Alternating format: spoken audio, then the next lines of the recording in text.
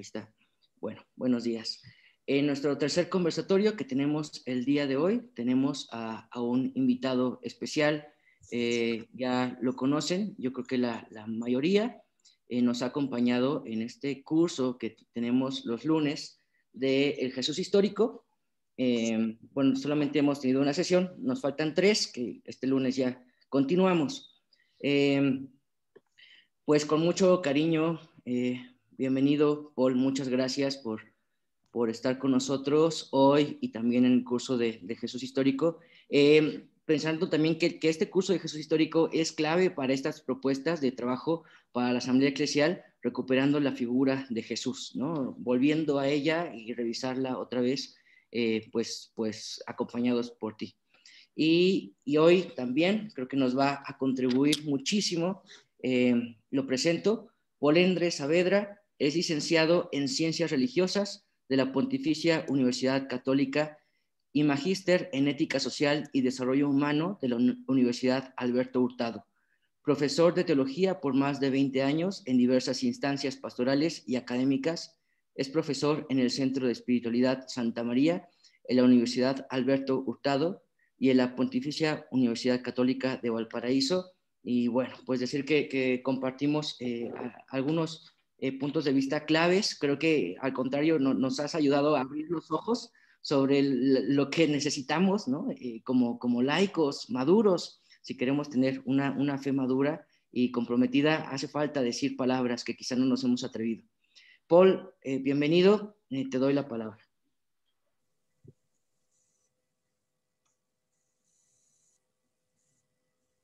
Bien, muchas gracias.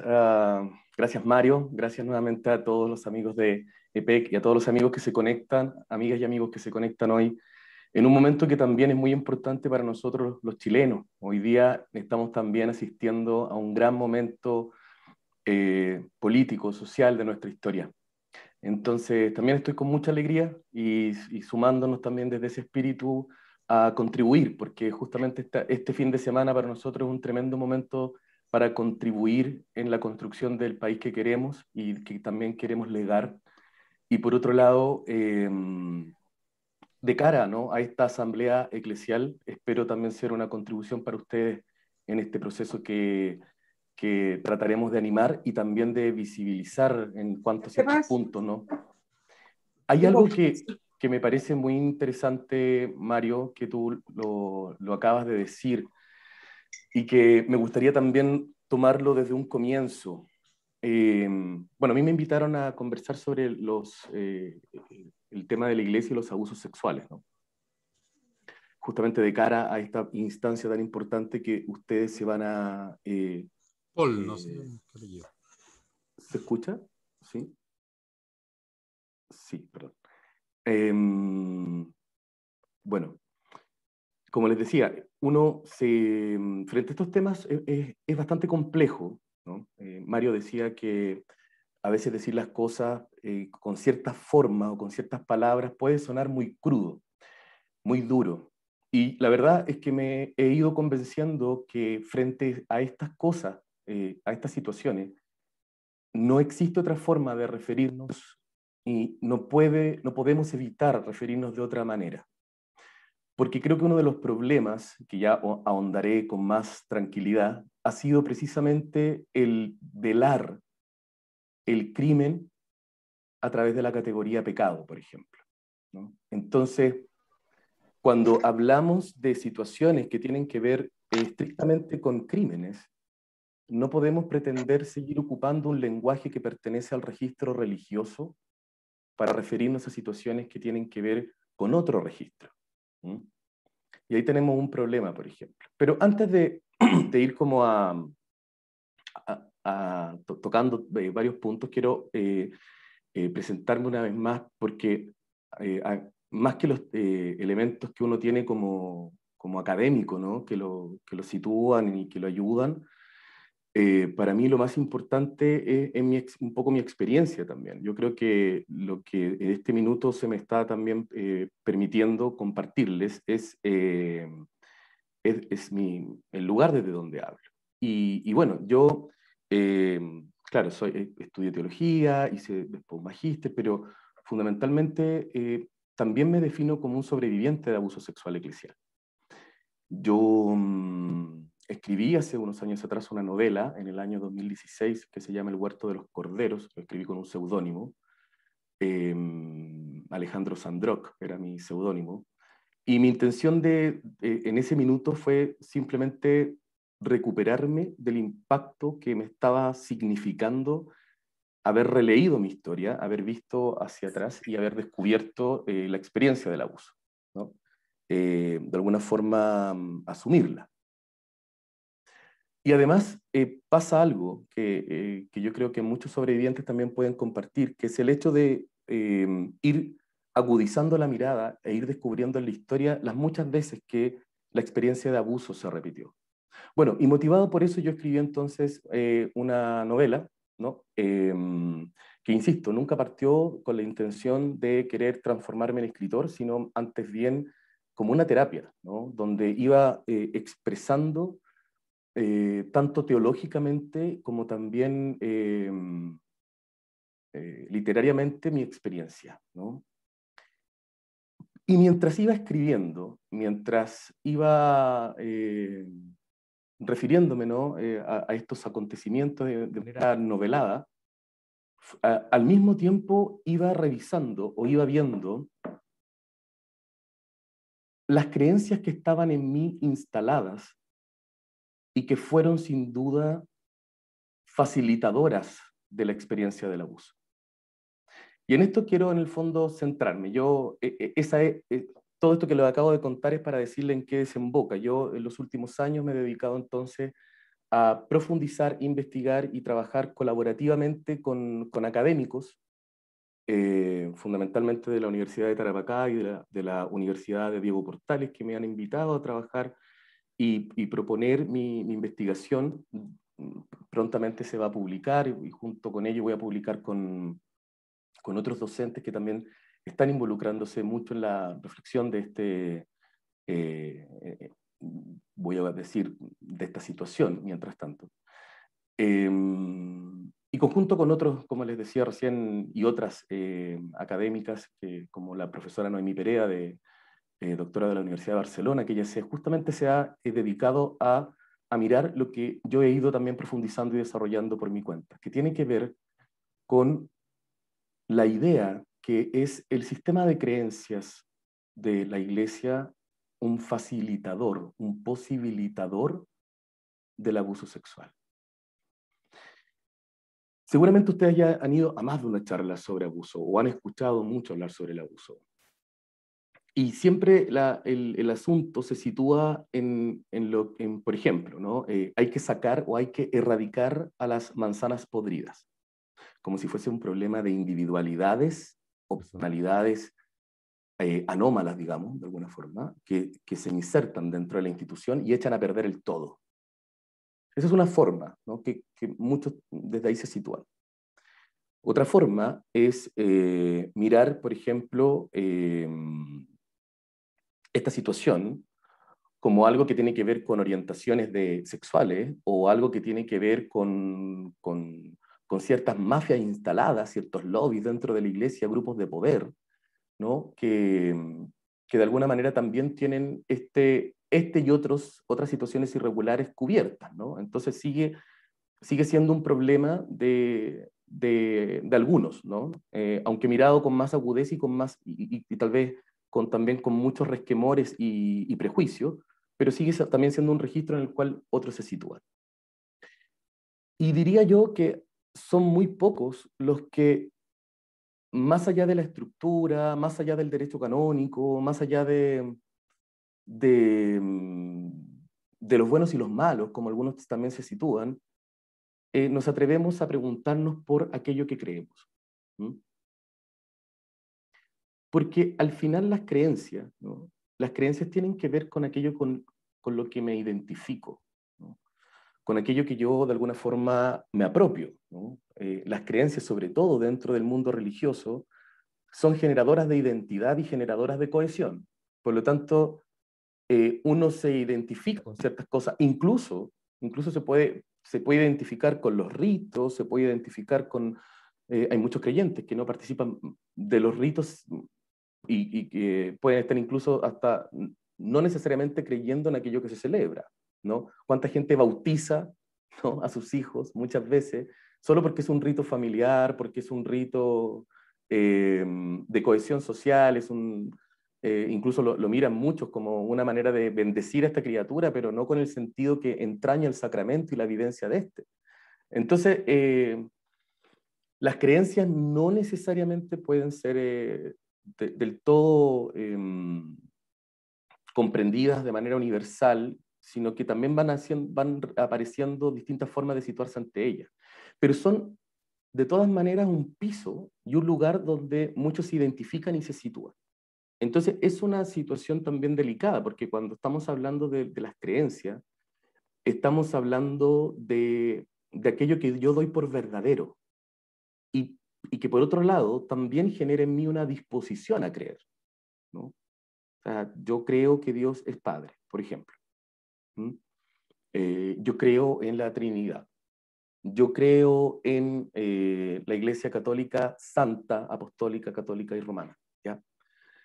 Y aquí estoy tocando otro tema, que las creencias precisamente pareciera que se han capitalizado, se han concentrado en las sentencias dogmáticas, en los dogmas. Los dogmas han sido durante mucho tiempo comprendidos, ¿no?, como aquello a lo que justamente nos coloca en la posición del sujeto creyente, ¿no? Adherir al dogma, adherir a lo que el dogma de alguna manera releva como creencia, es finalmente la manera más concreta de autodeterminarse, o más bien dicho, de comprenderse como católico, ¿no?, como creyente católico. Entonces, lo que yo he ido reflexionando, insisto, desde el lugar donde me sitúo como sobreviviente de abuso sexual, perteneciente también y colaborando a la red de sobrevivientes de abuso sexual en Chile, trabajando en muchas instancias también con otros y otras sobrevivientes, he ido llegando a ciertas conclusiones que me gustaría con ustedes también entonces ir compartiendo, ¿no? Ir abriendo sobre todo en esta hipótesis, por decirlo así, que yo he estado desarrollando, ¿no?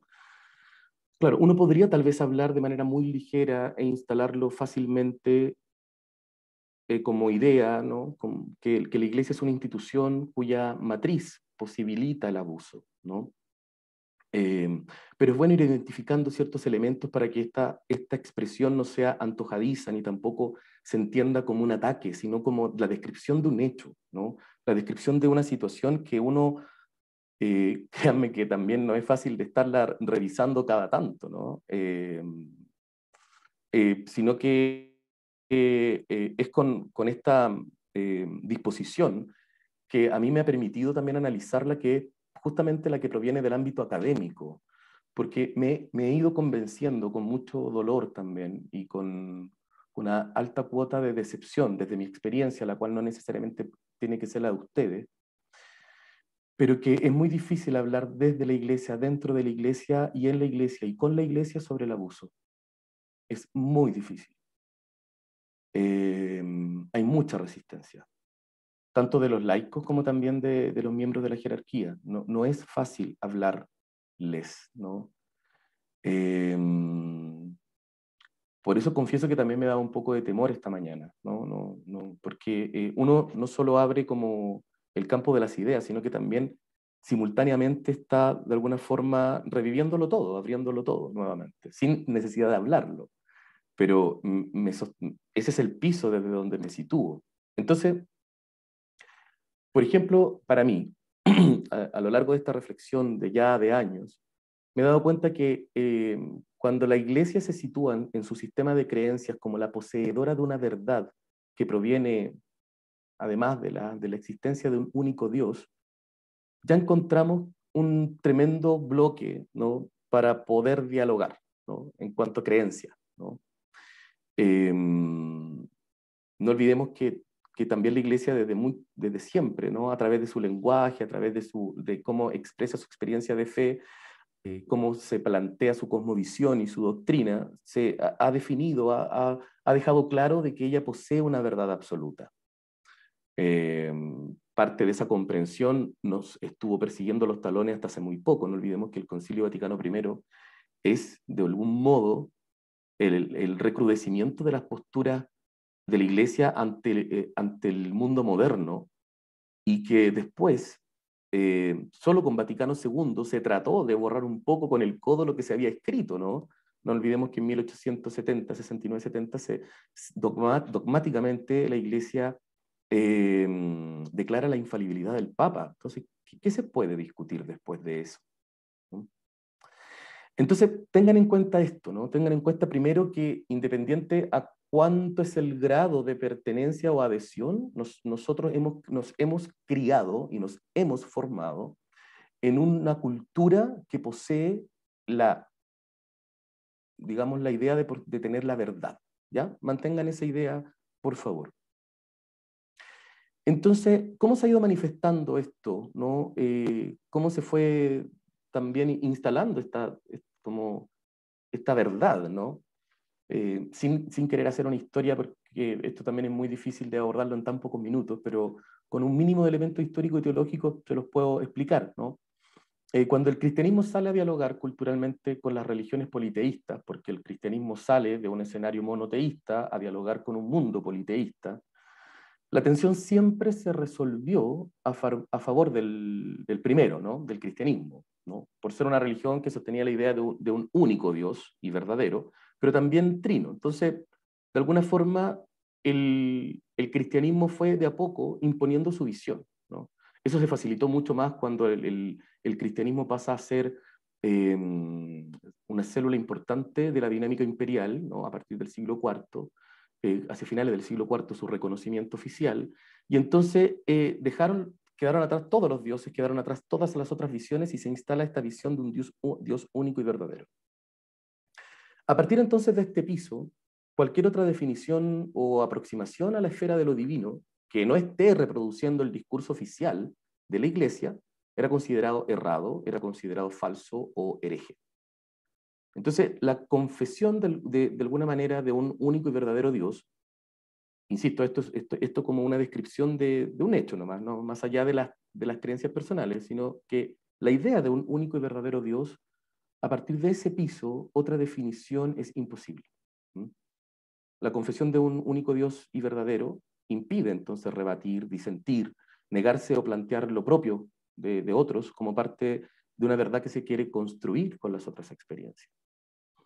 Entonces, no es extraño que esta declaración y adhesión a esta idea o piso, de alguna manera, va vulnerando la libertad del sujeto, no solo del que viene de otras culturas, sino que también del sujeto que adhiere, porque de alguna forma la creencia obliga, ¿no? Es lo que decía yo hace un rato atrás, la creencia no solo es adhesión, sino que también es determinación. Yo, entonces, voy adheriendo a esto.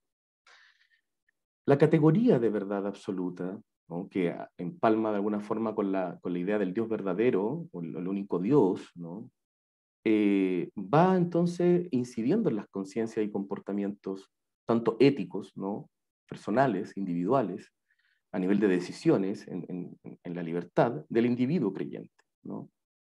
Incluso incide hasta los no creyentes, porque quieran o no, han sido criados en una cultura cristiana. Entonces, también están de alguna manera permeados por la idea de la culpa, permeados por la idea de un Dios que lo está viendo todo, o un Dios que castiga, o un Dios... Tienen esa idea, incluso sus propios ateísmos han sido construidos desde las creencias o increencias que nosotros hemos manifestado en nuestro actuar. Entonces,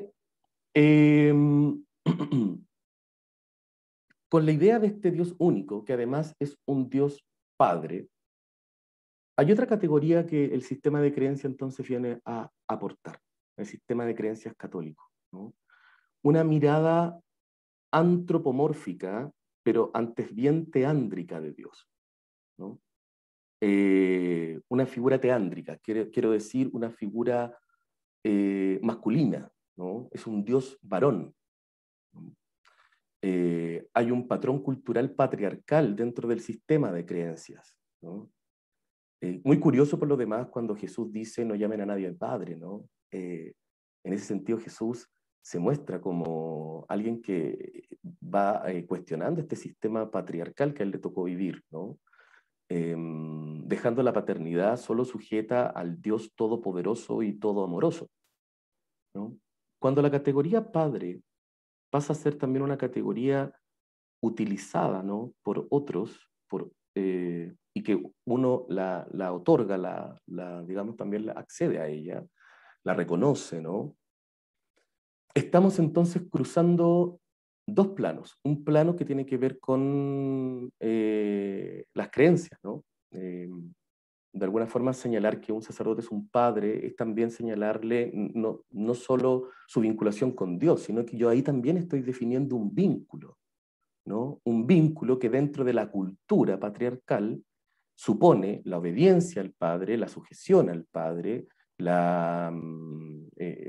digamos, el sometimiento al final a la figura del padre. Insisto, curioso que Jesús haya dicho, no llamen a nadie padre, ¿no? No reproduzcan esta dinámica de sujeción a una figura patriarcal que muchas veces es abusiva, ¿no? Y que genera desigualdades también. Entonces, este Dios siendo visto masculinamente, con tendencia a marcar la superioridad de lo masculino en relación a lo femenino, por ejemplo, está muy bien apoyado en un mundo simbólico dentro del mundo cristiano, ¿no? Hay un universo simbólico, hay una tradición espiritual que incluso relaciona el relato del Génesis, esta historia de Adán y Eva, ¿no es cierto?, con la falta, el pecado, ¿no?, que la mujer atrajo, ¿no?, y arrastró al varón, ¿no? Entonces, esa comprensión, esas ideas que de hecho, dicho sea de paso, ¿no?, la comprensión del pecado original, por ejemplo, no es parte de la cosmovisión de Jesús. Eso viene con San Agustín, eso va a venir con una relación que él hace del pecado original de Adán y Eva con las relaciones sexuales, ¿no? Y de ahí se entenderán que las relaciones sexuales entrañan algo pecaminoso y que si estas no están conducidas a la vida, bueno, son menos malas nomás, ¿no? Y por eso después se crea un doble orden de personas dentro de la misma comunidad eclesial, los que no se casan y los casados, los laicos y los clérigos, ¿no? Y todo esto a partir también de una creencia que mira de manera negativa el sexo, ¿no? Y que nos hace pensar automáticamente que las personas que justamente se reservan, se consagran y evitan esa vida, son mejores, ¿no? De alguna forma. Inmediatamente esa creencia también va suponiendo otra, ¿no? Son personas elegidas, son personas consagradas, son personas que de alguna forma han sido elegidas por Dios, ¿no? Un paréntesis, perdón, que me avisan en el tiempo, porque puedo ser que en algún momento me entusiasme, Mario, así que tú cualquier cosa me avisas, por favor. Entonces, este tipo de interpretaciones, ¿no?, que alcanzan a la Biblia, que alcanzan a los dogmas, ¿no?, provienen de sesgados puntos de vista que terminan siendo el argumento de prácticas abusivas que van en detrimento, ¿no?, de las mujeres, de la diversidad sexual, así también como distintas dimensiones o espacios de la vida privada de las personas, ¿no? El acto sexual, por ejemplo, adquirió un tinte pecaminoso, flagelante, lleno de culpa, ¿no? Entonces, por ejemplo, esta forma de entender la sexualidad, que muchas veces proviene de una condenación por parte de la doctrina católica hacia otras expresiones de la sexualidad, ¿no?, a las relaciones sexuales fuera del matrimonio, o a personas del mismo sexo, a las que denomina de relaciones antinatura, ¿no? Del mismo modo hay una sobrevaloración del celibato, de la virginidad o de la renuncia a la vida sexual, creando inmediatamente como un segundo orden de personas dentro de la vida religiosa y sacerdotal. Se crea entonces la figura como del santo varón, sin mujer, sin familia, sin descendencia, la figura de la santa mujer, ¿no?, también, ¿no es cierto?, claro, sin esposo, sin hombre, sin familia, sin descendencia, Y además no hay que olvidar que son personas que desde el mismo sistema de creencias son comprendidos como personas que han sido elegidas, ¿no? Que han sido escogidas. Antes de entrar a ese punto de la elección, que ya quiero también profundizar con ustedes, quisiera, a propósito de este mismo dato que yo les acabo de mencionar sobre la relación del sexo con el pecado y después cómo el sistema de creencias se va instalando esta idea. Por ejemplo, nosotros tenemos como práctica, ¿no? El sacramento de la reconciliación, el sacramento que algunos siguen llamando la confesión, ¿no? La reconciliación. Si una persona homosexual se confiesa con un sacerdote cuya comprensión de la sexualidad esté justamente sostenida como piso tiene este sistema de creencia, lo más probable es que se provoque una situación muy dolorosa o quizás un sometimiento a la propia autocomprensión, abrirse a una autocomprensión negativa, ¿no?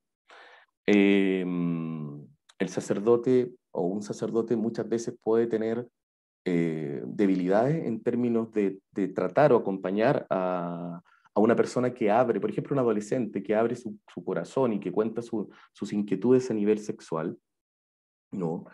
O que tiene dudas sobre si es heterosexual, bisexual.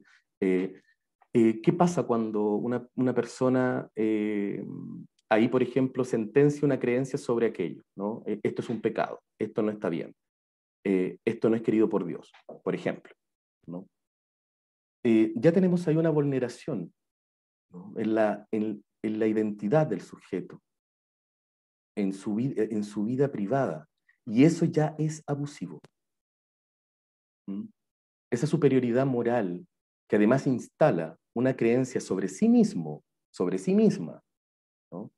Que esa ha sido la gran tragedia y al final también ha sido la puerta por la que muchos y muchas han salido de la iglesia cuando se han encontrado con esa experiencia, ¿no? Con un abuso de poder de conciencia, ¿no? Ni se te ocurra sentirte amado por Dios porque no, tú eres un error antinatura. Entonces tenemos eso como una primera experiencia también, así como también hay muchas que pueden ser muy buenas, ¿no? Muy liberadoras, porque también lo digo, pero también hay otras que en ese mismo espacio han sido vulneradoras de otros aspectos también. Yo fui abusado, por ejemplo, en una confesión. Y el criminal que lo hizo, ¿no? Siendo sacerdote, porque es un criminal, en reiteradas ocasiones repitió ese acto en confesión.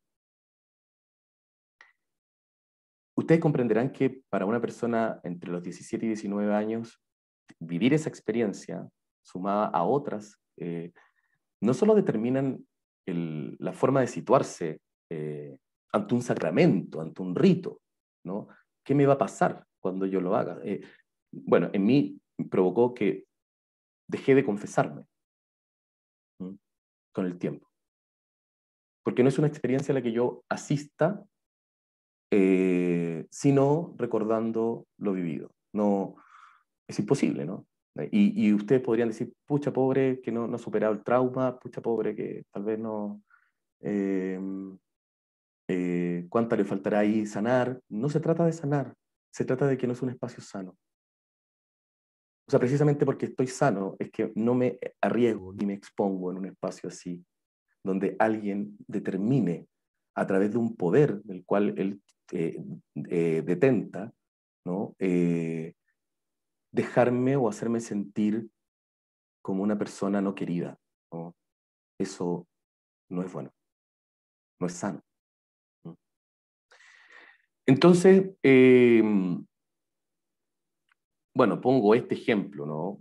Porque lo que quiero sostener, como dicen algunos autores, y voy a citar a Gemma Barona y a Héctor Martínez, que señalan algo fundamental a propósito de esto, ¿no?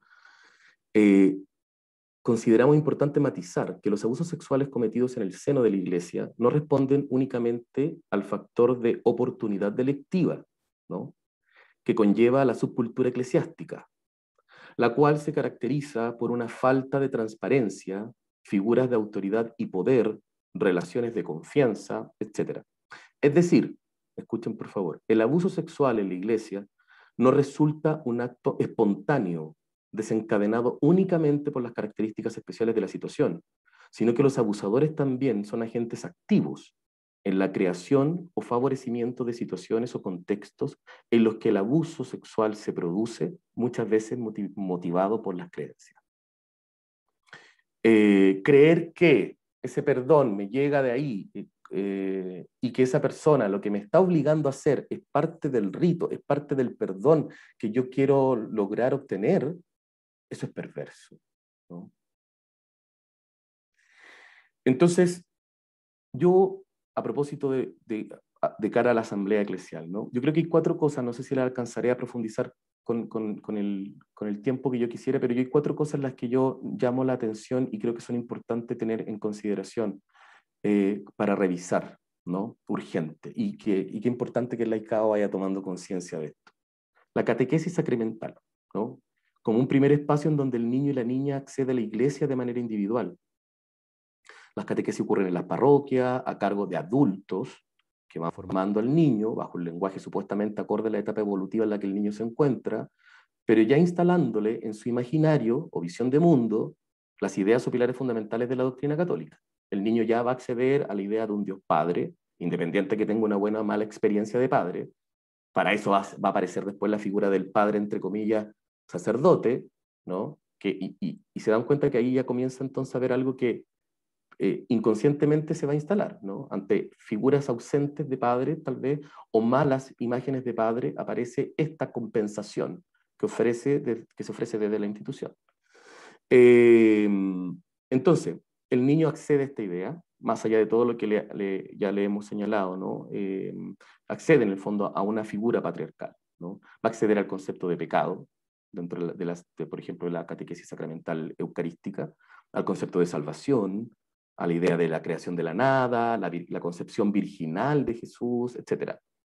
La muerte y expiación de los pecados. En esta instancia, entonces, donde la figura del sacerdote ocupa un lugar fundamental, pues él es quien aparece en la vida de un niño o de la niña como elegido de Dios. Va a aparecer aquí como el mediador del perdón, el que puede visar o frenar la participación del sacramento de la Eucaristía. El niño o la niña va entendiendo que esa persona tiene un poder distinto, inusual, que lo hace diferente. Y es probablemente en esta etapa donde el hechizo o el encantamiento de muchos victimarios se provoca en la víctima. ¿Mm? Esa fascinación, ¿no? que lo llaman técnicamente los psicólogos y psicólogas que han estudiado el tema, el hechizo, ¿no?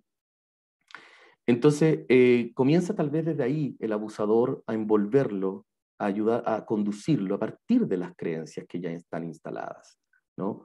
Lo que el sacerdote en ese minuto le diga sobre la vida será ley. Lo que le diga sobre su sexualidad va a ser crucial. Entonces, ojo ahí, ¿no? La vivencia del sacramento hoy puede variar y sin duda ha sido modificada en algunos lugares, ha habido protocolos de conferencias episcopales al respecto, etcétera. Sí, estamos de acuerdo. Ya no son espacios cerrados, ¿no? Se realizan en lugares abiertos, pero sigue existiendo una poderosa incidencia de la Iglesia a través del ministro en la conciencia y en la creencia de la persona. En ese escenario particular que se abre, que es la conciencia, y en la cual los niños acceden por primera vez. Entonces, yo me pregunto, por ejemplo, ¿cuáles son las garantías de la institución Iglesia Católica que le ofrece a la sociedad sobre los sacerdotes que ejercen el sacramento de la reconciliación? ¿Cuáles son las garantías que la Iglesia da?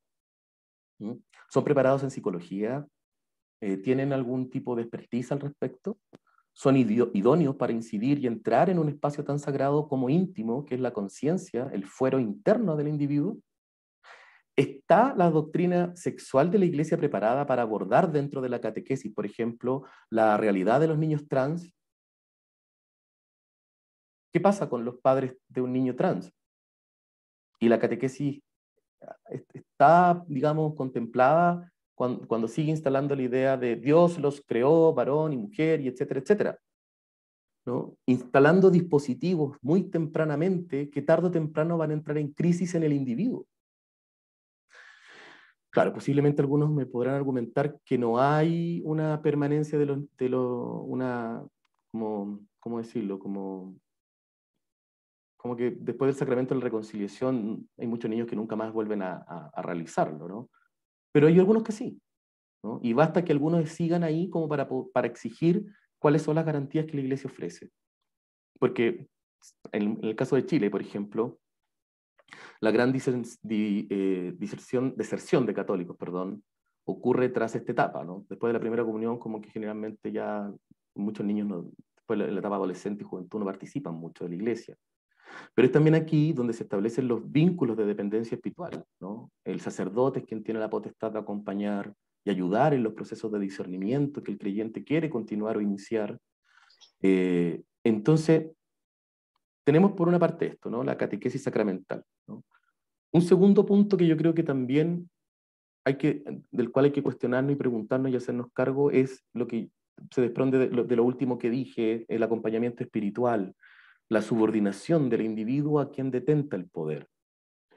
No son pocos los que después de la primera comunión, en algunos colegios católicos acá en Chile, hacen la confirmación y optan algunos chicos y chicas por llevar adelante una vida católica acompañada de un sacerdote, no de un religioso, de una religiosa.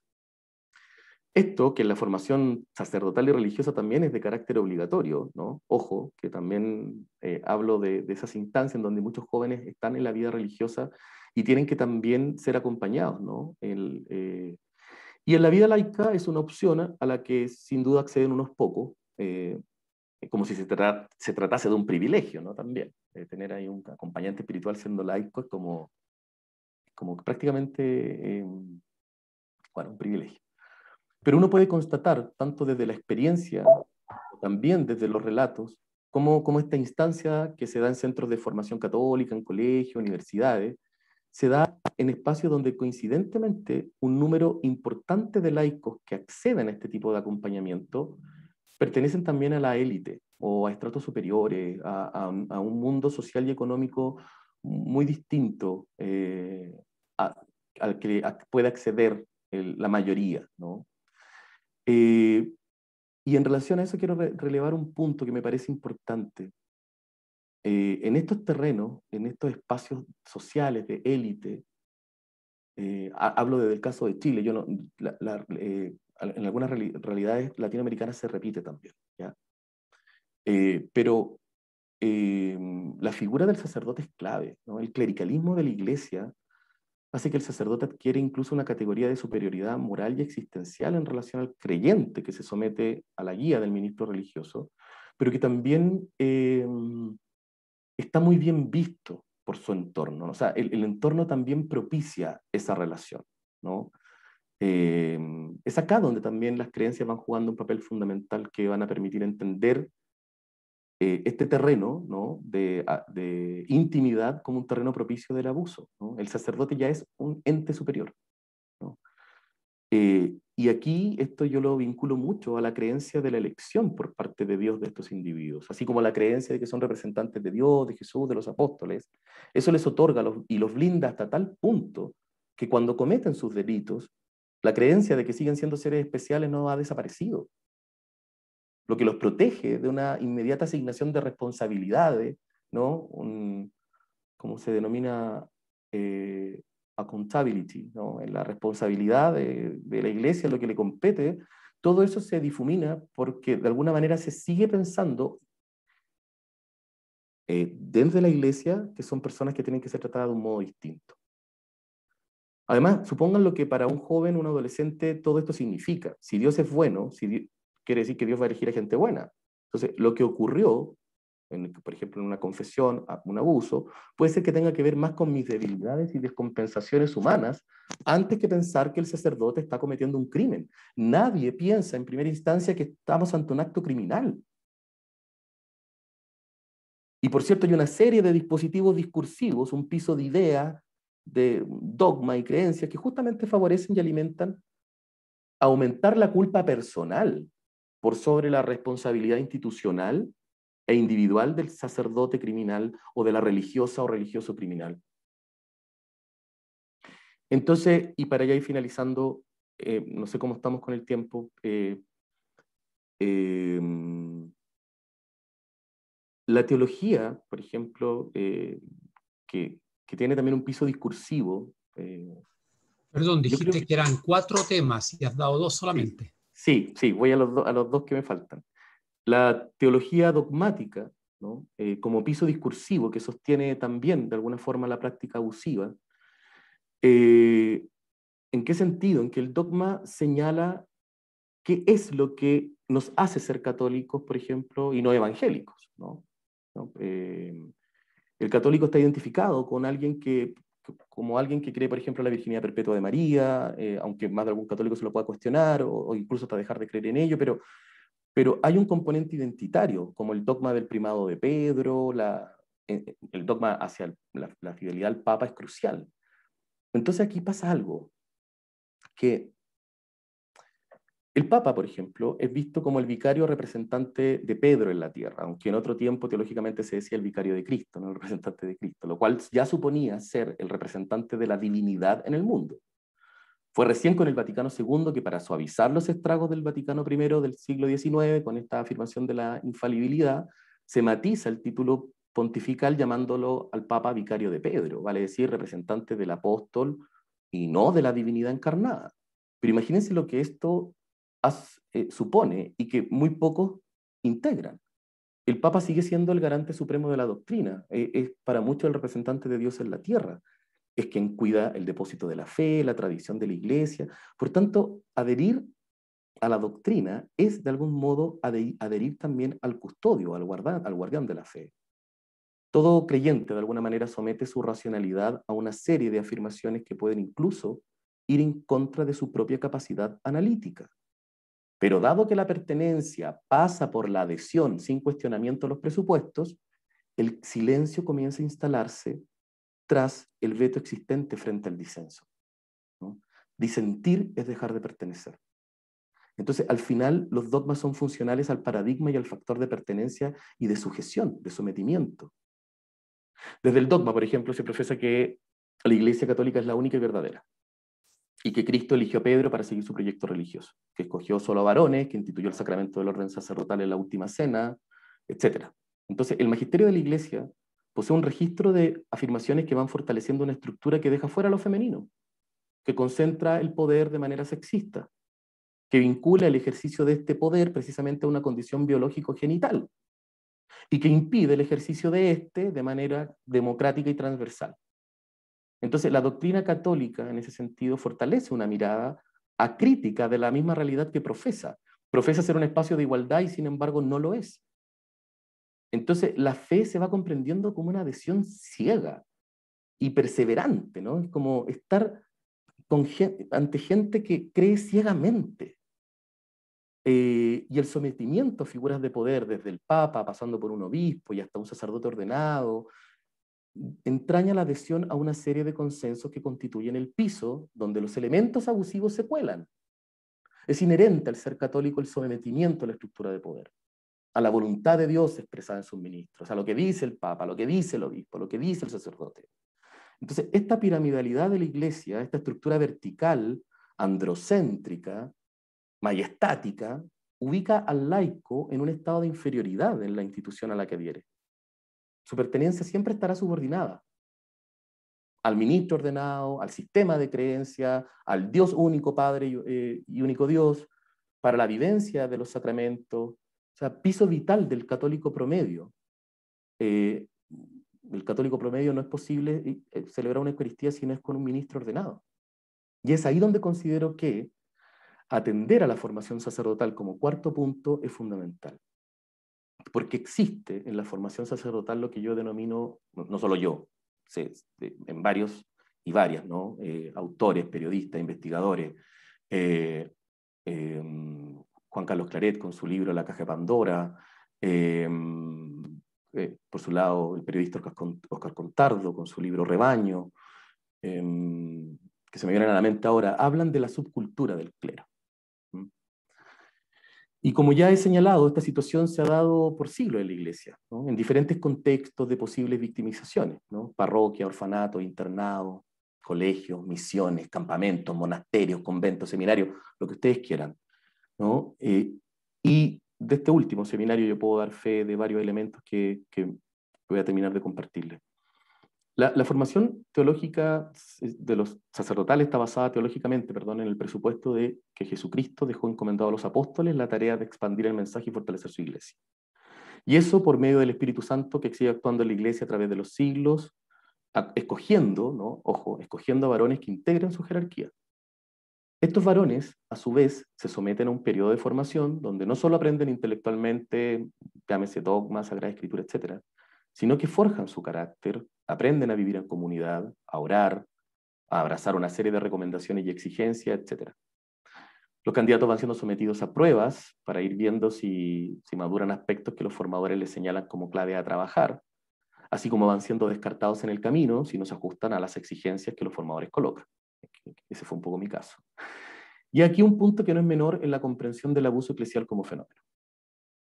Desde los inicios, los candidatos al sacerdocio y a la vida religiosa colocan su existencia en manos de un tercero. En el caso de la vida diocesana, por ejemplo, el obispo encomienda a un seminario la formación de sus candidatos al sacerdocio. El obispo quizás no conoce siquiera a los formadores. Puede que conozca al obispo titular de la diócesis a la cual manda a sus seminaristas, por ejemplo, donde se encuentra el seminario. Pero eso tampoco es garantía de la idoneidad de quienes ejercen el rol en la formación. Podría citar muchas situaciones que conozco desde mi labor como docente, cuando yo trabajaba en el Centro de Estudios de la CONFER, de la Conferencia Religiosa de Chile, como profesor, donde más de un novicio o novicia me compartía los pesares de su formación, sus conflictos con los formadores. Los formadores quedan retratados en su mayoría como personas muchas veces inmaduras, tendientes a los afectos exclusivos y dependientes, con debilidades en el carácter así como en las convicciones. Muchas veces con taras serias en su sexualidad, en la forma en que vivían los afectos y el celibato. Para nada fueron buenos ejemplos en la vida de esos jóvenes, así como muy pocos lo fueron cuando yo también viví la experiencia de ser formado por otros. Entonces, en este punto me quiero detener porque la Iglesia habla y exhorta lo suficiente, a veces creo que más de la cuenta, sobre la sexualidad. Y desde ese paradigma de la verdad absoluta se siente con el derecho de pautear la sexualidad a la sociedad, sea esta creyente o no. Y muchas veces, cuando a mí lo que me pasó, ¿no? Cuando les decía al comienzo, cuando escribí la novela, cuando yo escribí la novela El Huerto de los Corderos, el personaje de Pedro, que va asomándose a la experiencia de saber que es homosexual, entre un espacio donde la dicotomía existencial, la culpa y el secretismo van haciendo lo suyo. Este muchacho va descubriendo que aquello que supuestamente los hace especiales, elegidos, separados del resto, puede ser simplemente un maquillaje institucional que oculta la vida sexual del clero y de la vida consagrada. Para un joven de 16, 17 años, en donde se le evita la pregunta de qué te gustan las mujeres, qué quieres hacer, la pregunta del matrimonio, la pregunta por los hijos, esa pregunta desaparece inmediatamente cuando uno ingresa a la vida sacerdotal. Yo creo que consciente o inconscientemente muchos jóvenes han buscado en ese espacio también un lugar de protección a una sociedad cargada de una mirada tan patriarcal y machista, ¿no? Entonces, no obstante, y con esto termino, producto también de la misma laxitud en el comportamiento, de esos perdones que se van dando entre ellos, de esa capacidad de relativizar todas las ambigüedades institucionales, ¿no? Sobre texto de la debilidad humana y de mirar todo esto desde el prisma del pecado, ¿no? Es que va dándose una subcultura en la iglesia. ¿Mm? Una cultura que también incluye el chantaje. Lo que se sabe del otro en materia sexual, preferentemente, sirve para hundir, manipular, coaccionar o invalidarse entre ellos. A mí me llamó mucho la atención cuando se pedía la renuncia del obispo Barros en Chile. Y Barros, bueno, se obstinaba ahí en su posición, que para quienes no conocen el caso, es uno de los que estaba vinculado al sacerdote Fernando Caradima, que es un abusador sexual. Entonces, uno dice, claro, Barro no se mantuvo ahí, ¿no es cierto? Incluso el Papa, yéndose de Chile, lo blinda con un comentario diciendo que todo eran embuste y que hasta que no me lleguen pruebas no lo voy a creer. Fue duro escuchar eso, muy duro. Pero, ¿qué en el fondo, ¿qué hay de fondo? ¿Qué hay ahí detrás? ¿No? Una subcultura, ¿no? ¿Por qué se puede ir Barros si en el fondo muchos habían hecho lo mismo o han hecho lo mismo que él, ¿no? Encubrir, tapar, quitar a los responsables, cambiarlos de diócesis. Es una práctica, ¿no?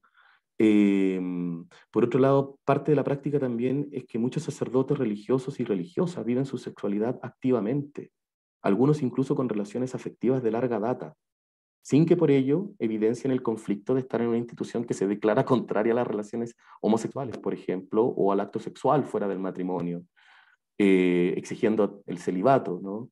Entonces, esta subcultura de la vida religiosa y del clero, donde pueden ser muy misericordiosos y compasivos con las miserias y luchas pedestres de los laicos que se acercan a los confesionarios a pedirles perdón, qué sé yo, no sé, pido perdón en el sacramento por haberme acostado con alguien el fin de semana, sin que el sacerdote en cuestión tenga que dar pruebas de blancura que evidencien su idoneidad para celebrar el rito, ¿no?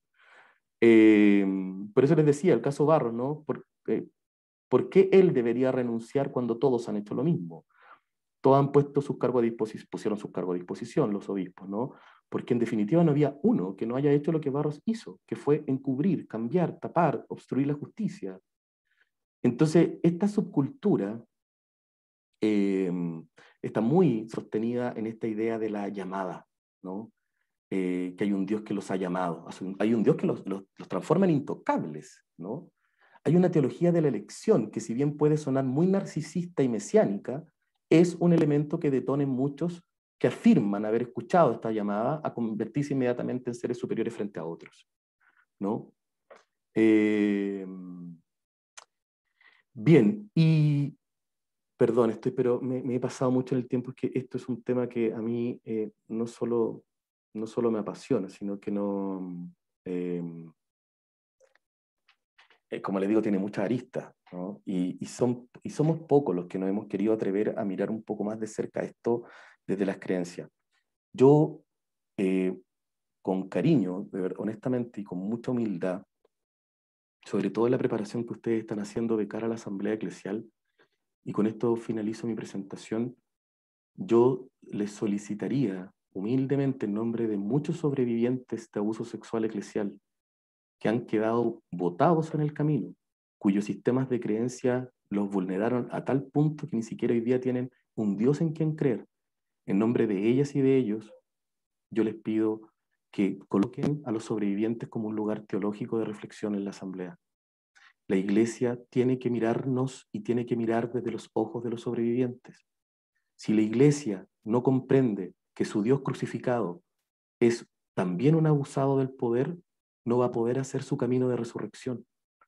Los sobrevivientes estamos en la Iglesia como voz del resucitado, no como voz del crucificado, pero contemplamos nuestras llagas constantemente, como signo también de haber vencido y de sobreponernos a lo que pudo haber sido una tragedia. Pero hay muchos que no alcanzaron, hay muchas que no alcanzaron, hay muchos que se suicidaron por lo que les pasó. Entonces, en nombre de esas vidas que son mártires para nosotros, yo les pido humildemente que no nos olviden en la Asamblea, que seamos nosotros los ojos para que ustedes puedan volver a ver la Iglesia. Eso. Muchas gracias. Muchísimas gracias, Paul, por la confianza que nos has tenido desde brindarnos este curso del Jesús histórico y también este espacio tan íntimo, ¿no? Y tan necesario, eso, que no se encuentra fácilmente, ¿no? Platicábamos algunos compañeros, compañeras, sobre esta tarea que tú haces, ¿no? Como con las redes sobrevivientes, me parece que en México no existe algo así. Y bueno, o sea, todavía está por descubrirse qué tan grande es el problema, ¿no? Y desafortunadamente creo que un gran obstáculo somos nosotros mismos que no nos atrevemos ni a mirar ni a hablar de ello, ¿no? Entonces, pues bueno, lo que nos llamas es una revisión completamente profunda, necesaria, urgente, ¿no? Que ojalá y se haga, ¿no? Nos hace la invitación a no olvidar a los sobrevivientes de estos abusos y bueno, no sé justo qué tanta participación podamos tener en la asamblea o de qué se trata la asamblea, porque como tú lo estás diciendo, la estructura de poder es muy fina, ¿no? Y no creo que quiera ceder. Y quizá por eso hay tan poca actividad, o podemos llamarlo un boicoteo a esta iniciativa del Papa, que aún así, aunque se realizara, tendría su tiempo de reflexión. Pues bueno, hoy nos queda corto el tiempo de escucharte, aún siendo tan urgente saberlo, mirarlo, ¿no? Juntar la valentía para mirarlo y sacar las consecuencias de cada uno, ¿no? En nuestra complicidad, en nuestra, pues adherencia a estas instituciones abusivas. Pero bueno, ojalá y sea un inicio de ello. Y bueno, habíamos dicho que también abriríamos un breve espacio de comentarios y dudas entre todos. Les pido que sean breves porque, bueno, tenemos el tiempo limitado. Me parece que María José, entonces nada más a recordarles eso, pedirles que sean breves. También está el chat y luego tendremos nuestro espacio en grupos. Agradecerte, Paul, de verdad, con todo el corazón que nos hayas compartido todo esto. María José, si quieres, adelante. Sí, buen día, ¿se escucha?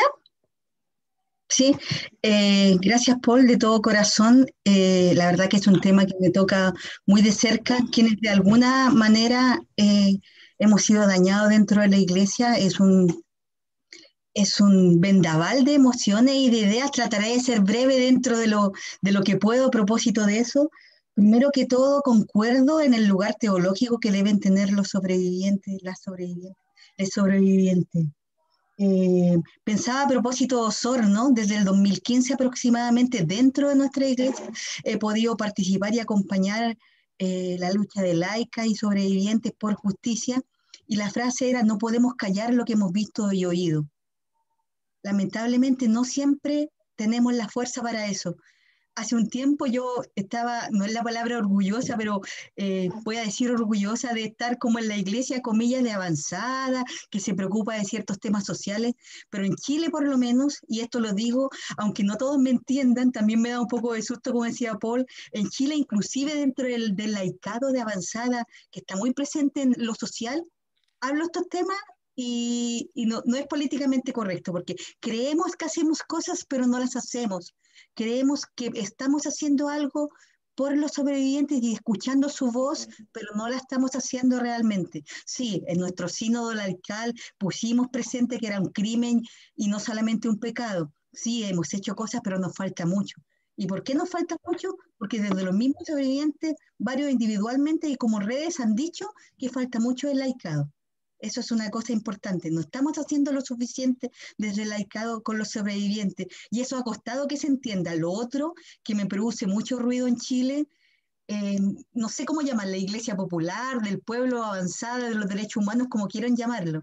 Si bien la iglesia es una, contraponiéndolo con esta iglesia más conservadora, más cerrada. Pero nos pasa que miramos mucho, por lo menos acá en el país, la viga, el palo en el ojo ajeno y no la viga en el de nosotros.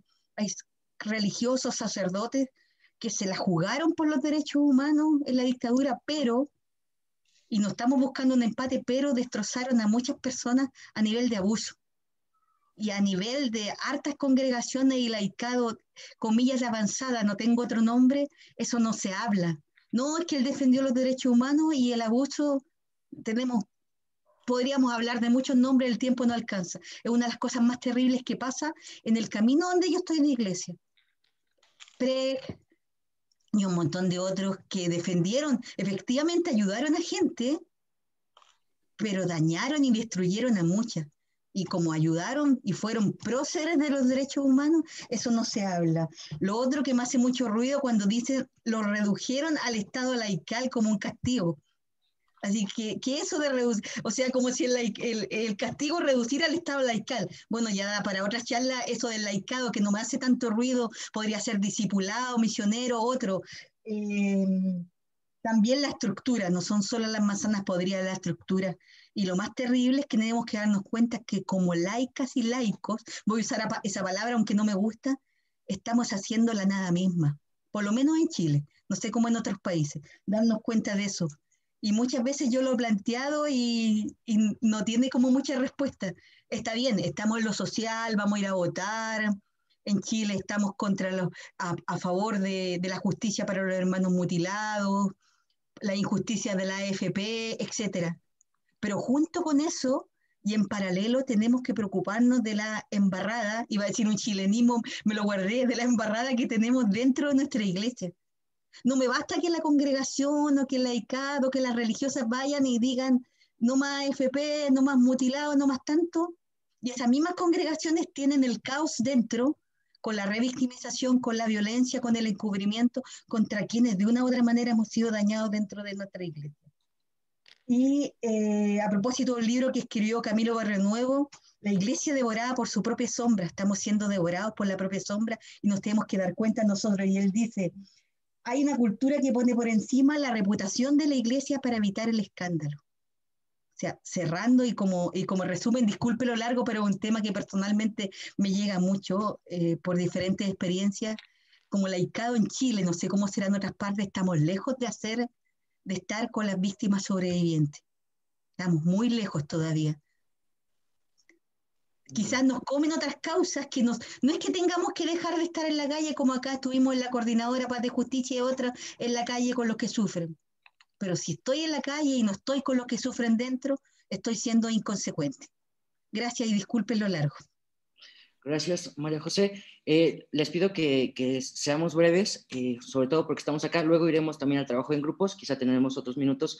Nada más, perdón, también yo quería mencionar, ahora que nos abres este panorama, Paul, de la inmensidad de abusos que ocurren, esta reciente carta de la Congregación de la Doctrina de la Fe, donde habla de la imposibilidad de bendecir parejas de la diversidad sexual. Y no solamente eso, sino también ¿qué ejercicios de la sexualidad están permitidos? Obviamente solamente los que son dentro del matrimonio, todos los demás no. Entonces, o sea, Luis Ladaria, el secretario, el presidente, ¿no?, de la congregación jesuita, está ahí, o sea, es el discurso oficial de nuestra institución y está siendo reafirmado, ¿no? El Papa parece que está un poquito incómodo con eso, pero también sabemos que o sea, ese es el discurso oficial y no hay mucho que hacer, aparte de lo que de aquí se hable y ojalá y venga algo, ¿no?, de la Asamblea Eclesial. Enrique, ¿querías compartirnos algo? Algo cortito. A mí me llegaron, Juan Carlos me regaló sus 3 libros, Claret, y he leído 2 de ellos completos. Realmente es lo mismo que acaba de contarnos Paul, que lo contó maravillosamente bien. Pero te digo, el hablarlo tú aquí directamente de una forma tan clara, tan precisa, es mucho más nítido y me ha dejado realmente conmocionado. Yo creo que la iglesia se ha opuesto a muchas cosas. Eso de que todos presentaran la renuncia no fue algo positivo, fue algo que se hizo negativamente para mi gusto, mirando hacia el futuro. Si renunciaron todos de golpe, obligaron al Papa a tomar decisiones en menos de 60 días. Tenía que elegir a todos los obispos en Chile, imposible. Ese fue una verdadera frenada al Papa.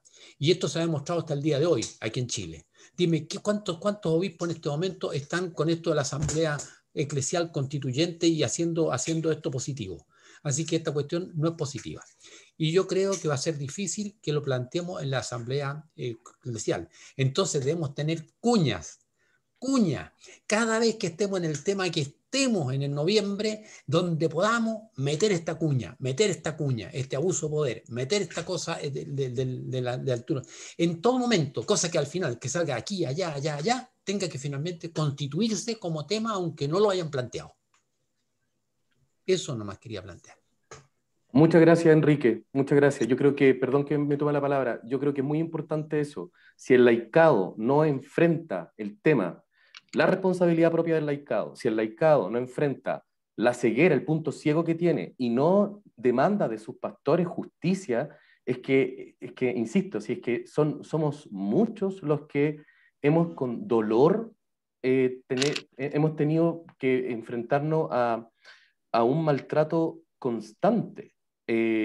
Sáquense la idea de verdad, se lo digo con mucha pena y también sin querer, como se dice acá en Chile, pincharle el globo, así como reventarle el entusiasmo y la esperanza, pero no hay voluntad, no hay real voluntad. Si hubiese real voluntad, que no habría obstrucción a la justicia. Me preguntaban recién por acá en el chat qué obstáculos se encontraron en Chile para organizar la red de sobrevivientes, cómo fue posible una organización.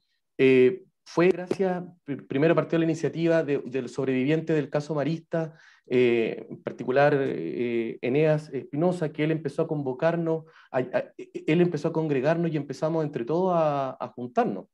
Pero los obstáculos, es que yo creo que sería para otro tema, no quiero tomarme nuevamente el micrófono tanto rato. Lo podemos volver a conversar, Mario, yo tengo toda la disposición del mundo en que estos temas, si se quieren volver a tocar, volvamos a tener este mismo conversatorio. Hay otra mano levantada, así que me gustaría que pudieran expresarse para no también yo estar ahí llevándome el micrófono siempre. Así que dejo la... Adelante, compañera. Tu micrófono está apagado, tienes que... Perdón, disculpen. Ahora sí, me presento porque mi celular, no sé por qué dice iPhone X. Me llamo Silvana Borges Román, soy chilena, fundadora también de la Red de Sobrevivientes de Abuso Sexual Eclesiástico de Chile.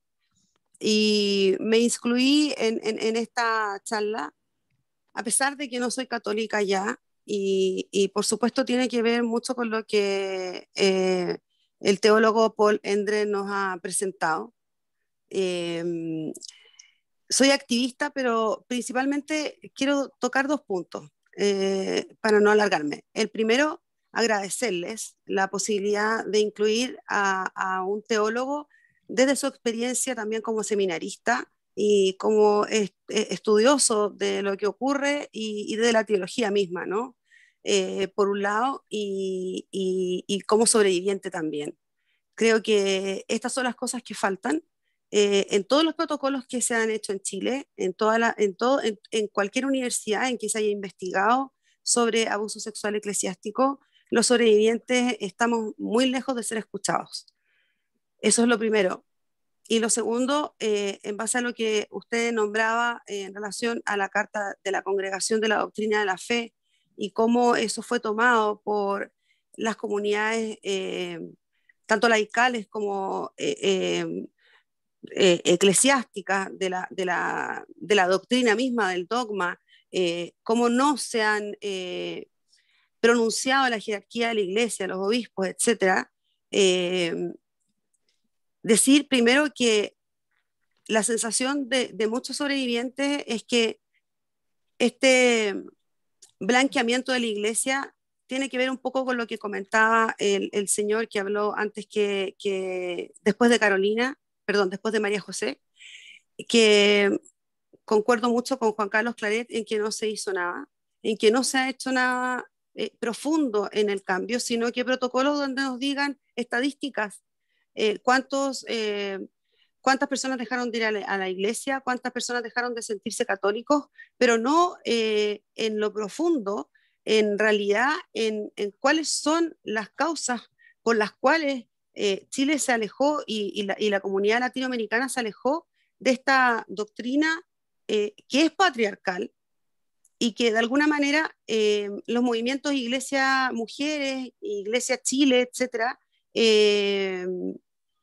otra iglesia es posible, nos ha cerrado la puerta porque siento y sentimos como comunidad de sobrevivientes que muchas veces este lugar se toma desde el feminismo como si fuera muy simple colocar a papisas o colocar a mujeres dentro de la iglesia porque está muy de moda, y yo soy feminista, me considero parte de las mujeres abusadas por la iglesia que hemos sido silenciadas por la vergüenza, como muchas monjitas también, pero colocar a esta iglesia como defensora de los pobres, defensora del feminismo, no va a lograr que se deje de abusar de menores, niños, niñas y adolescentes y de adultos vulnerables.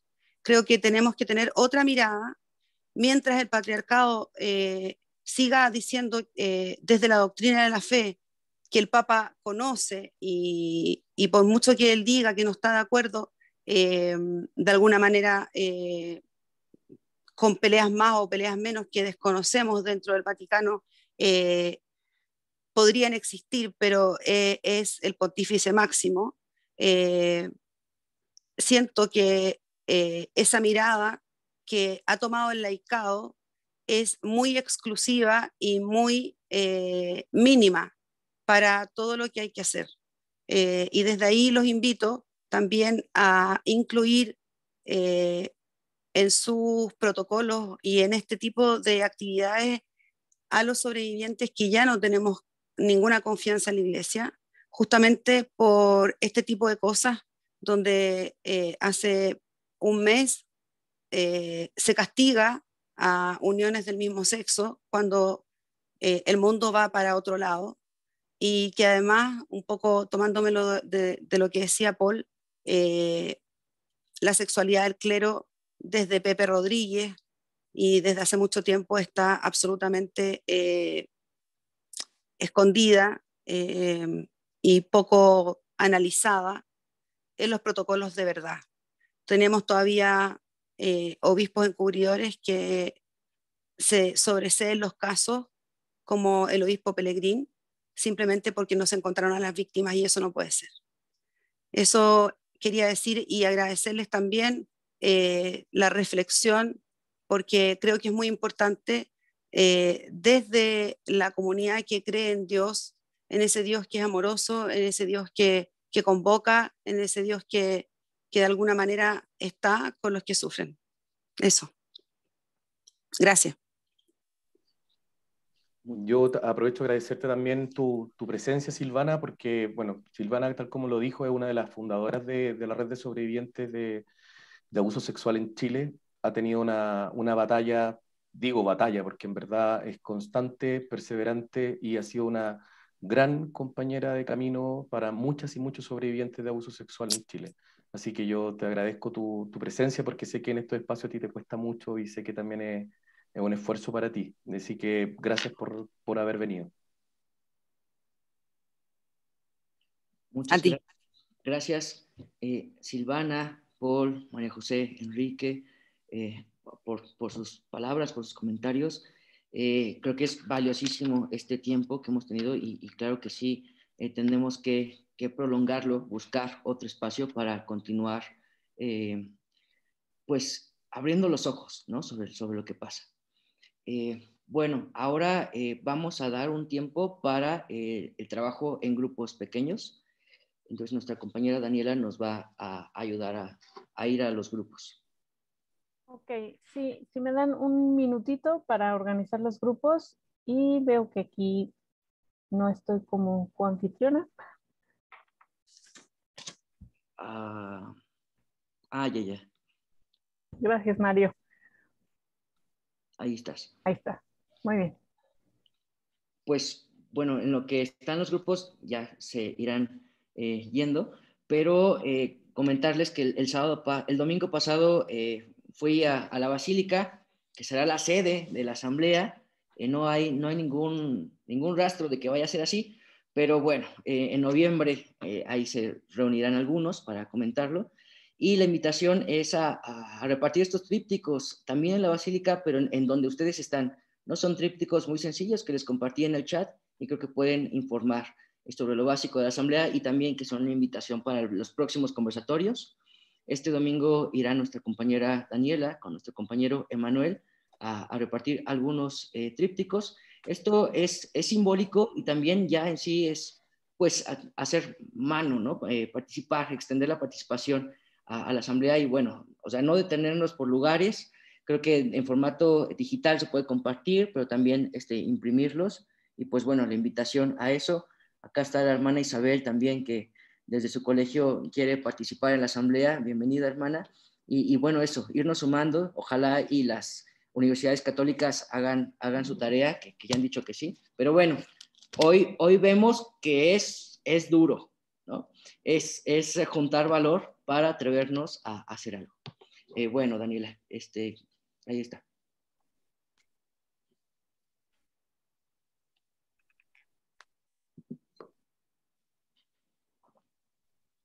Muy bien, ya les va, ¿no? Valiosísimas. Hay que seguir trabajando en esto sin miedo, ¿no? Eso es algo que se reiteró y que me quedó muy grabado, porque a Dios no nos los quita nadie, ¿no? La importancia de hacer un discernimiento personal de un Dios propio y un Dios que es justo, ¿no? Entonces, como entrarle a esto sin miedo, con responsabilidad y con libertad también, pero muy subrayadamente la parte de la responsabilidad de los laicos. Y también algo importante es la cuestión de hacer comunidades de otros espacios. Bueno, este es uno de ellos, no el EPEC, pero ir construyendo comunidades que no necesariamente dependan o estén atenidas o necesariamente conectadas, si es que no se puede, con los espacios oficiales de la estructura jerárquica de la iglesia, ¿no? Decía, hay que estar relacionados, organizados, entretejidos.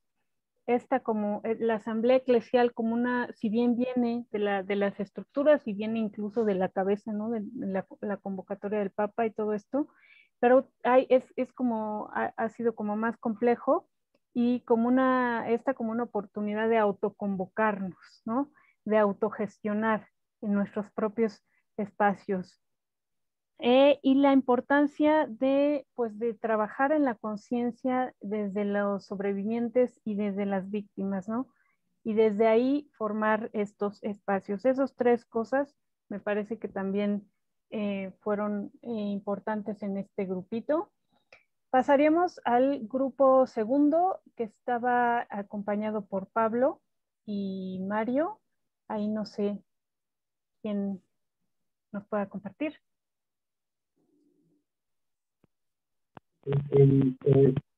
Alguien del equipo que quisiera, al final decíamos, ¿no? Especialmente cómo quedábamos, ¿no?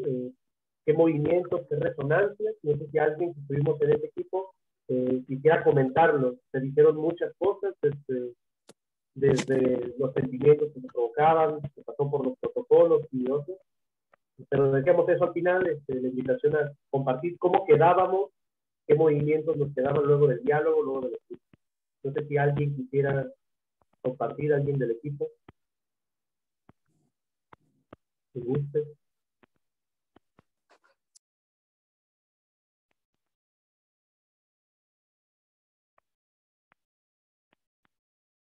Silvana, veo que estás hablando, pero tienes el micrófono apagado. Perdón, yo invitaría a los que no alcanzaron a dar su punto final. Sí, también, no todos terminamos. Esto es como algo muy de los espacios luego en el Zoom, ¿verdad? Nos conectan, pero luego también los tiempos son como muy tajantes, ¿verdad? Muy violentos.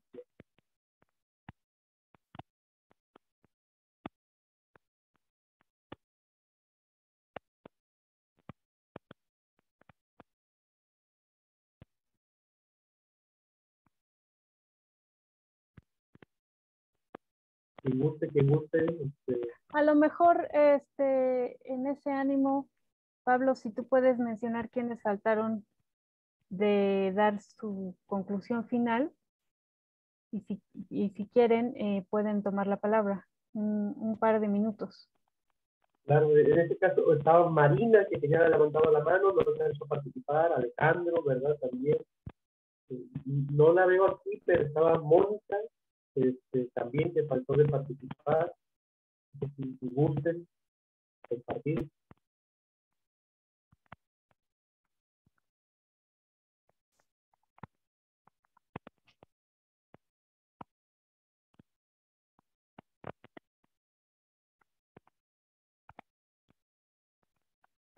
Pues si no hubiera en este momento, tal vez Pablo, si tú pudieras hacer una síntesis, porque tenemos el tiempo como cortito. Claro, sí. Sí, bueno, sin afán de reducir, pues yo primero compartí como la experiencia de este escucha, y lo digo así porque yo en mi realidad ciertamente tengo mucha lejanía con estos casos. Aquí en Ciudad Guzmán, Jalisco, en México, donde yo estoy, no se escucha nada al respecto. La verdad es que yo no sé si es porque no hay o por si estamos en una situación de un encubrimiento total, no lo sé. Entonces, esta a mí me quedaban mucho expresiones de los que compartían. No lo podemos permitir, estas palabras. Nos culpan, nos señalan, ¿no? Estas experiencias, ¿no? Y sentimos el culpismo. Y algo que a mí también me parece que es muy importante recalcar es la parte que se tocaba sobre los protocolos. Ciertamente se hace otra vez a manera institucional protocolos que buscan como dar la fachada de que algo se está haciendo, ¿no? La parte política, ¿no? Por supuesto no política partidista, sino una política como para darle un espacio, ¿no? De liberar presión con la sociedad, la opinión pública, ¿verdad? Tenemos este protocolo en esta institución que nos permite evitar situaciones de estas, pero se sigue victimizando y se sigue procurando la salud de la institución lejos de la salud de las víctimas, ¿verdad? Creo que esto me parece algo fundamental porque sigue respondiendo a la misma lógica y ahí podemos recoger tal vez lo que se comentaba. Otra vez, salvar la institución, ¿no? Una institución que luego va careciendo como de rostro. ¿Cuál es esa, no? Como si fuera un ente abstracto, ¿no? Que se salve quién, ¿no? Pues la institución, la iglesia, la congregación, la universidad o el colegio, que al final no son otros sino rostros concretos y que se salven, porque si no, no habrá credibilidad, etcétera, etcétera, ¿no? Volvemos a esta lógica de la justificación que se venía, ¿no? Y señalamientos, ¿no? Aquellos que se reúnen para hablar, para pensar las cosas, para discutirlas en esta clave de la sinodalidad, donde la asamblea es una, digamos, excusa de eso, son tachados de abortistas, pecadores, etcétera, etcétera, ¿no? Son señalados para el descrédito, ¿no? Una práctica que se tiene, como ya se ha escuchado, siglos, ¿no? El descrédito, ¿no? Quien está hablando, quien está teniendo una voz profética, crítica, se le desacredita, ¿no? Otra vez para salvar a la institución. Creo que por allí se puede ir. Se ha dado una voz en la escucha, en el ejercicio de diálogo, se ha dado una voz incómoda, ¿no? Como ya se ha oído diciendo, que interpela, ¿no? Y que se dicen con palabras que se tienen que decir, nos pueden incomodar, pero se tienen que decir, tienen que estar allí, en la mesa de diálogo, como se decía al final, ¿no? Una compañera se tiene que poner en la mesa para dialogar. Y ahí está la sinodalidad. Pero, y otra vez, invitar a los compañeros una última, para que me completen, ¿verdad? Ojalá no haya traicionado todo lo que ahí haya dicho yo. Sí, buenos días. Sí, no, soy Marina. ¿Me oyen? ¿Se oye? Sí, ya. Se oye. Ya, eso quería, ¿no? Complementar tal vez lo que decía Pablo, de que no sea un dogma de que solamente los varones tengan que ser, qué sé yo, sacerdotes y por qué no las mujeres. Desde tiempos aquellos, nunca dijo Jesús solamente van a ser varones o porque los apóstoles eran varones y también habían mujeres, pero en esos tiempos la política siempre a la mujer le ponían por detrás, ¿no es cierto? Entonces, por eso mismo que ahí desaltó y eso siguió y aprovechó la jerarquía de la iglesia para ganarse de eso y bueno, solamente haber sacerdotes y ahí. Y también, y estoy muy de acuerdo de que para ser sacerdote o para ser el discípulo de Jesús en estos tiempos, un sacerdote tiene que ser evaluado psicológicamente y no solamente una vez, periódicamente, porque si no esto va a seguir, aunque tengamos que hablar. Y esto además se tiene que poner en mesa en la asamblea eclesial.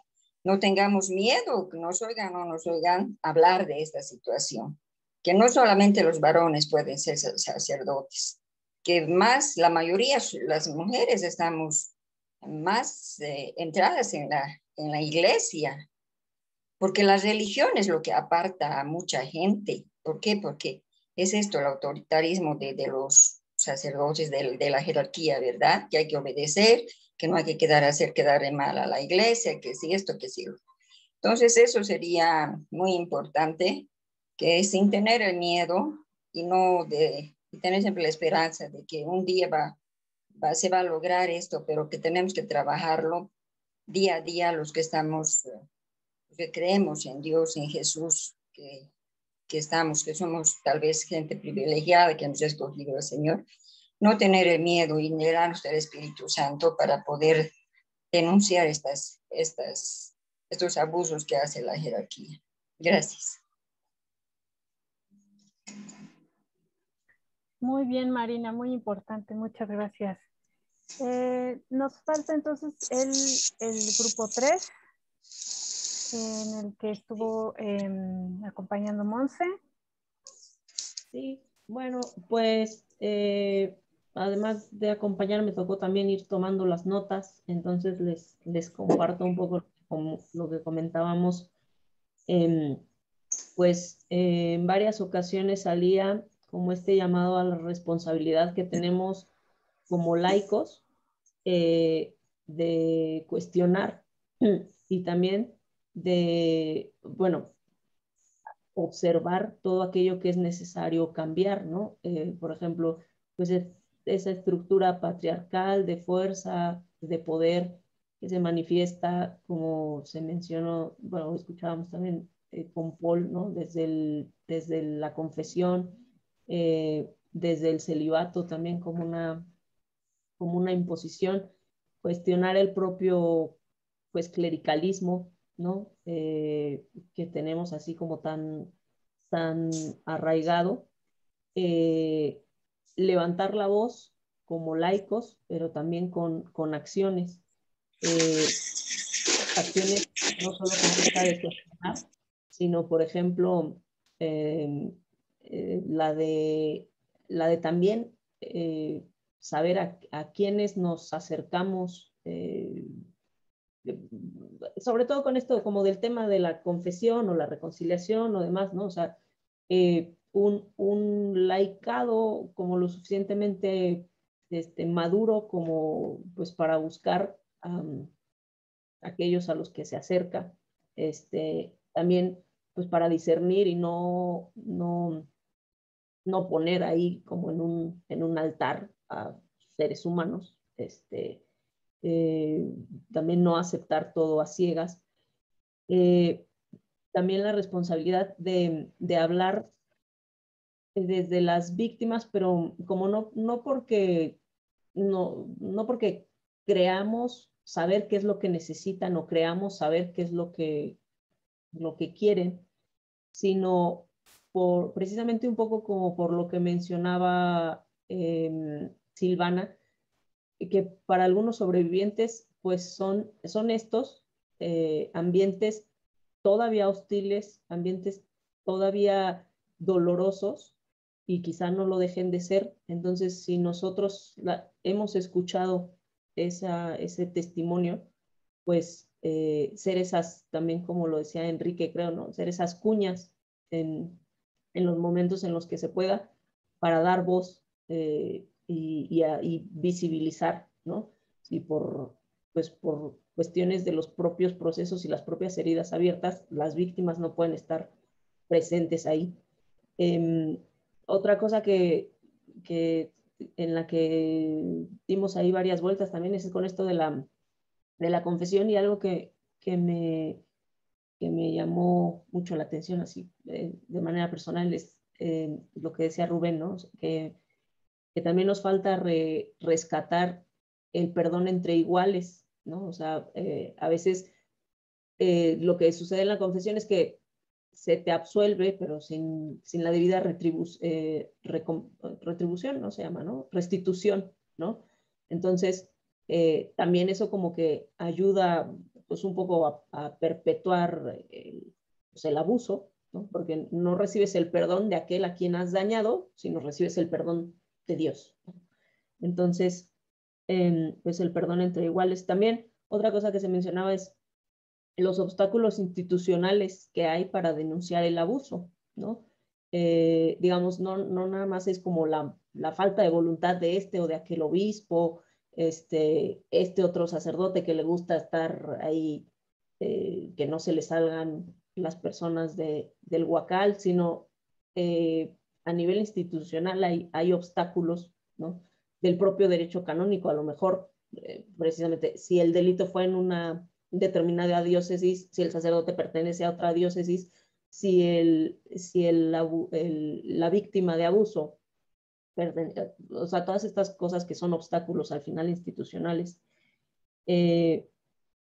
Parte de las cosas que como laicos pues nos toca cuestionar, pues eso, el celibato, la sexualidad, la confesión, y cómo existe esta subcultura, ¿no? Que al final, pues es eso, como una ruptura, no sé si llamarla como una ruptura epistemológica, ¿no?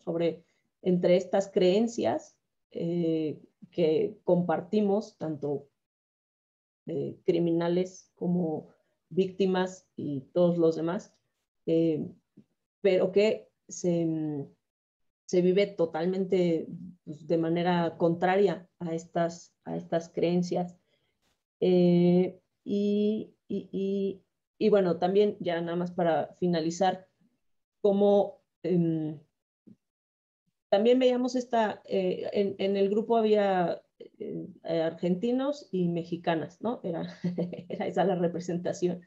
Y por parte de dos compañeras, ¿no? Que han estado como en comunidades eclesiales de base, te mencionaba cómo a veces se dan esos retrocesos dentro de las mismas comunidades, pues cuando llega una nueva figura que ostenta autoridad, o una nueva figura que quiere como regresar a su cauce, aquello que le ha parecido que ya ha adquirido una cierta autonomía, una cierta madurez también como comunidad.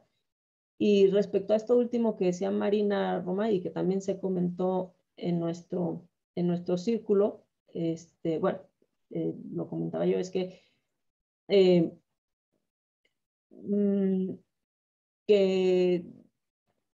que a mí me parece que la solución no está como en permitir que las mujeres sean ordenadas, porque así como hay estructuras y creencias específicas que facilitan el abuso en la iglesia, también la figura del sacerdote, al menos como se entiende y se vive actualmente, tiene ciertas características que atraen personalidades patológicas, ¿no? O sea, atraen personalidades narcisistas, autoritarias, sociópatas, etc. Entonces, mientras esa manera de entender el sacerdocio y esa estructura sacerdotal no sea puesta en cuestión, pues en realidad no se gana mucho permitiendo que ahora las mujeres entren en esa estructura. Pues, y con eso cerraría, ¿no? Como lo que estuvimos conversando acerca de nuestro papel como laicos y nuestra responsabilidad de cuestionarlo todo y permanentemente también, y que eso empuje de alguna manera los cambios que son necesarios. Excelente, Monse. Muy bien.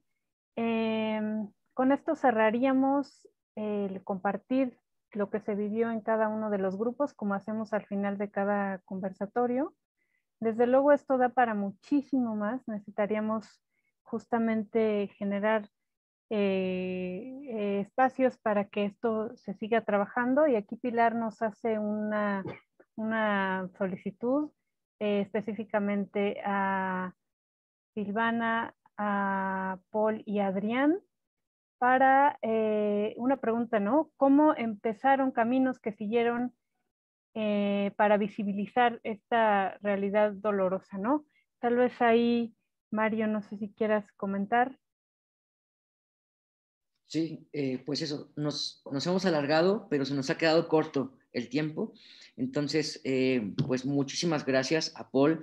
Creo que es muy, muy valioso, no solamente lo que nos cuentas, sino lo que continúas haciendo, ¿no? Con esta red de sobrevivientes.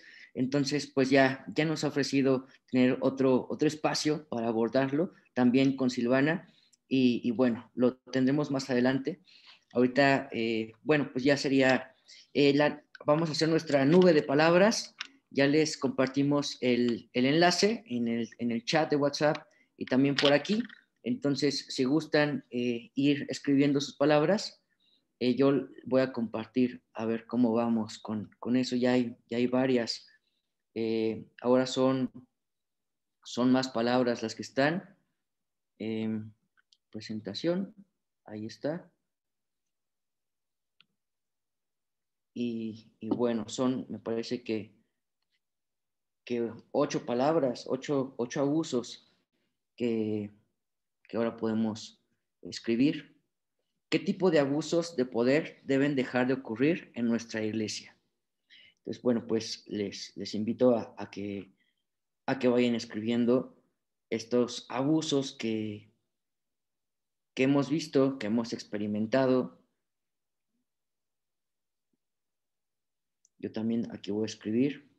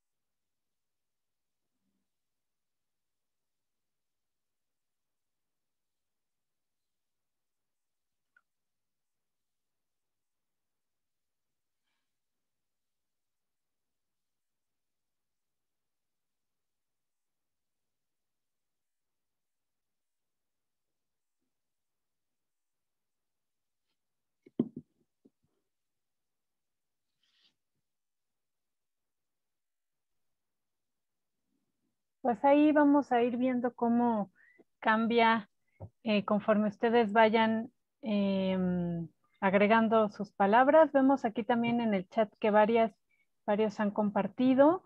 Si pueden hacerlo también a través de la liga del programita, justamente porque nos ayuda a organizar de manera gráfica qué es lo que vamos compartiendo a través de estas palabras. Y pues ahí vemos que se presenta como de mayor relevancia, digamos que que más personas lo han dicho, el abuso sexual, el abuso de conciencia, de poder. Tenemos también de manera importante mencionado encubrimiento, autoritarismo, conciencia nuevamente, abusos espirituales. Entonces vemos que si bien el abuso sexual me parecería a mí que es uno de los más graves y que hace más daño a personas específicas, vemos que hay toda una estructura, como también lo dice Paul, de abuso, ¿no? Que pasa por una estructura organizacional, pero también por unas creencias que es posible que nosotros compartamos y que hay que ir deconstruyendo justamente para cambiar esta realidad. Terminaríamos con una oración que también hemos hecho en los anteriores conversatorios y le pediría a alguien si nos ayuda a leer esta oración o a lo mejor 3 personas porque es un poco larga. Entonces 3 personas quieren alzar su manita virtual que les interese hacer la lectura. Mario, si puedes tú compartirla. Pues sí, solamente quería comentar también que este tema tan oscuro, tan duro que hemos compartido hoy, habla de la urgencia que existe en nuestra iglesia de madurar, ¿no? De ser una iglesia madura, de tener una eclesiología que se atreva con valentía a ver los errores y los crímenes que se han cometido. Es un punto que la Asamblea ha invitado a tener una disposición de conversión para ello, sobre este tema de abusos, ¿no? Entonces, no perderlo y repetirlo y no dejar de decirlo, no callarlo. Y bueno, por el tema de la oración, había una oración que el Papa hizo ya hace algunos años sobre la vigilia, sobre este tema de abusos, pero también creo que quedaba muy apta la que hicimos la pasada del jesuita Luis Espinal, entonces ahora se las pongo. Ahí está. La voy a hacer un poquito más grande para que sea más fácil leerla. Y si nos ayudan, era Adrián y otro compañero más, ¿verdad? Bruno también por ahí había levantado la mano. Okay. No, yo iba a hacer otro comentario, pero ya otro Adrián, día. Adrián, si gustas de manera rápida, adelante. Bueno, prudencia. Hay un límite imperceptible entre prudencia y cobardía. Llamamos prudencia a la seguridad y a la flojera. Llamamos prudencia al no comprometerse, al no arriesgar nada personal.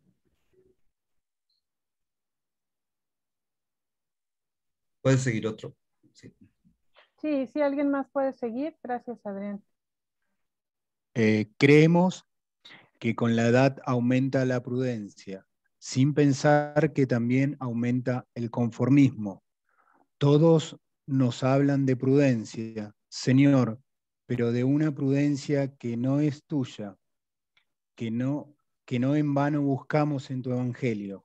Jesucristo, te damos gracias porque tú no fuiste prudente ni diplomático, porque no callaste para escapar de la cruz, porque no futigaste a los poderosos sabiendo que te dejugabas la vida. ¿Quién más? Yo. Adelante. Es los que te mataron, ¿verdad? Sí. Ah, la perdí. ¿La puedes bajar? No la veo. Los que te mataron. Estos eran los prudentes. No nos dejes ser tan prudentes que queramos contentar a todos. Tu palabra es hiriente como espada de dos filos. Además de las bienaventuranzas, también pronunciaste las maldiciones. Es un texto subversivo. ¿Quién más quisiera continuar? No queremos una prudencia que nos lleve a la omisión y nos haga imposible la cárcel. La terrible prudencia de acallar los gritos de los hambrientos y los oprimidos. No es de prudente ser cristianos y el seguir a Cristo. No es prudente vender lo que se tiene y darlo a los pobres. Es imprudente entregar la vida por Dios y por los hermanos. Que cuando sintamos la tentación de la prudencia, recordemos que tú has escogido la debilidad del mundo para derrotar a los fuertes y a los estúpidos para confundir a los sabios, porque la prudencia del mundo es enemiga de Dios. Amén. Amén. Muy bien, muchísimas gracias. Pues con esto cerramos este tercer conversatorio. Tendremos el último en esta primera ronda de 4 que habíamos programado. Tendremos otros 4 después para el mes de junio. Les invitamos a todas, todos y todes seguir participando, seguir conectándose en este espacio a esta hora y seguir, sobre todo lo más importante, reflexionando sobre este tema que al parecer le da específicamente a la cuestión de abuso sexual, pero toca muchísimas otras aristas de la cuestión de una institución abusiva en muchos sentidos, ¿no? Y cómo nosotros necesitamos tomar conciencia de construir y trabajar para que esto no se perpetúe. Pues que tengan buen fin.